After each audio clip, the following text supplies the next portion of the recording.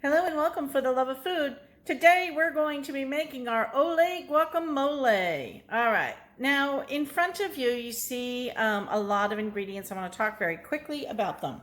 Number one ingredient that goes in guacamole, we all know, is avocados.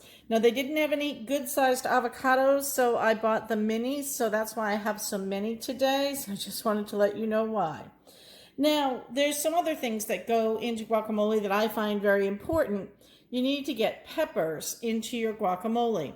Now, I prefer these poblanos. These are my favorite. However, if I can't get a hold of these, in a pinch, you can use the jalapeno.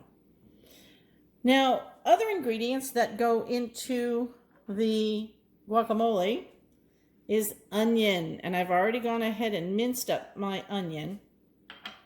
And we always need cayenne pepper, that gives it a kick, as well as salt.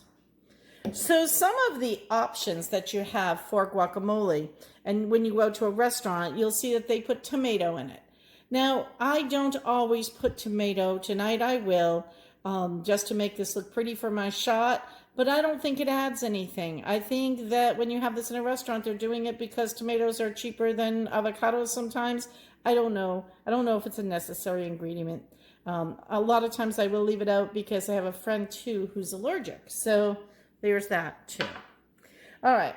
Also, optional ingredient, lime. Some people will squeeze a little bit of lime in the guacamole. I don't think it needs it. I like lime in my salsa, not necessarily in the guacamole.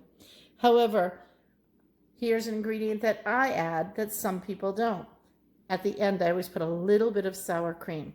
I don't put much, just a little bit. I think it adds to the creaminess of it.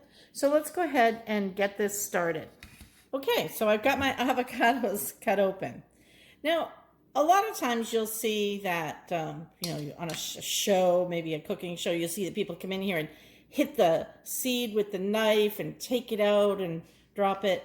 That's one way of doing it. I like to also just use a small spoon like this and come around my avocado this way and pop it out. That way I don't lose control of the seed. I find with the knife sometimes it's hard to get the seed off the knife. I've done it both ways, but this way just, it seems a little bit easier to me. All right, I'm going to get the rest of the seeds out of these and I'll be back. All right, so now that I've gotten all of my seeds out of my avocados, I can use another spoon to come in and scoop the meat out of the middle.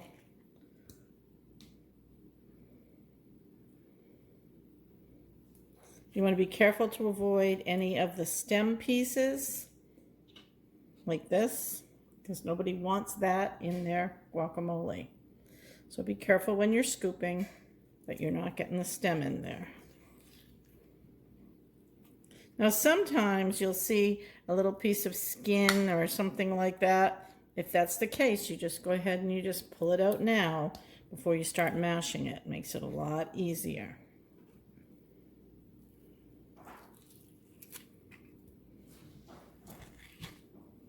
I'm going to finish the rest of these and I'll be back in a minute. All right, now we've got the rest of our avocados in our bowl. We've scooped all that meat. We're not going to need this spoon until we're ready to taste, so we'll just set that aside. Next, we want to get our other ingredients in. So first, let's go ahead and get those poblano peppers in that I've chopped up. We like a lot of peppers in it. I'm going to say in the recipe how much you're supposed to use, but for tonight, while we're filming, we're just eyeballing it. And we like onions for sure. And for the onions, I used I would say about 2 tablespoons. For the peppers, I added just a little bit more because we really enjoy the peppers in ours. I'm going to add those tomatoes. Like I said, normally this would be an ingredient that I don't put in, but that's fine. It'll look really pretty in the shot. And I'm going to not put the sour cream in until I've mixed my avocado. But I do want to get some cayenne pepper. Now I'm showing about a half a teaspoon here of cayenne pepper. It seems like a lot to me, but I'm not going to add any more. I'm going to reserve some of it off to the side. And we're going to want to get some salt in there. We know this needs salt, so we'll put a little bit in now, and then we'll add the rest in after. All right, so what we're going to do next is we're going to go ahead and we are going to mix this up. And then I like to do this with a fork and a knife.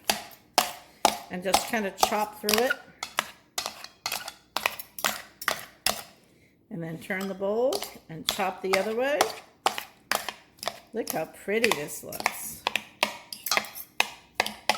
Now, some of my avocados were more ripe than the others. I would wish that they had all have been perfectly ripe, but that's not always the case when you buy them in a bundle like that.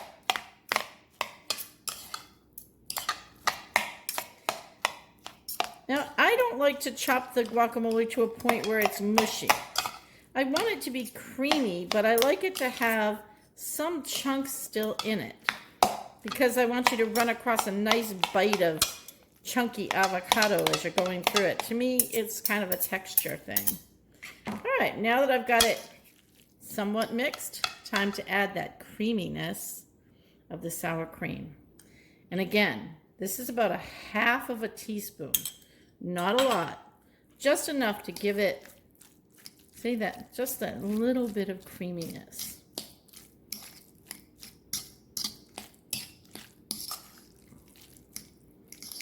Remember I said we were going to hold out that spoon for tasting, right? So now is about the time we could go in and we could give this a little taste and see if we need more cayenne or if we need more salt.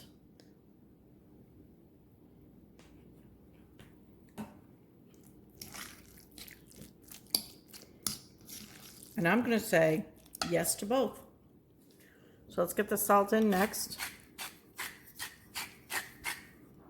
And now let's get our cayenne in.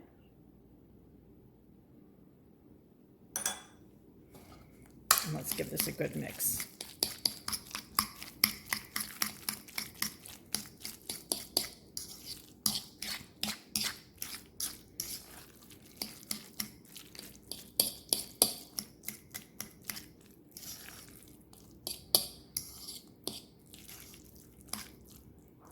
All right, now I can taste with this fork because I know it's going to be delicious. Let's go in and get a little bit of that.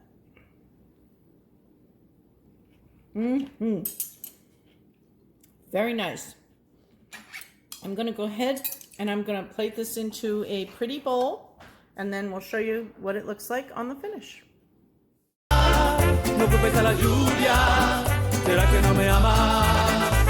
No busques más disculpas, no siento tus caricias, pues ya no eres la misma que yo amé. Te veo tan distante, te siento tan distinta, pues hay dentro de ti otra mujer.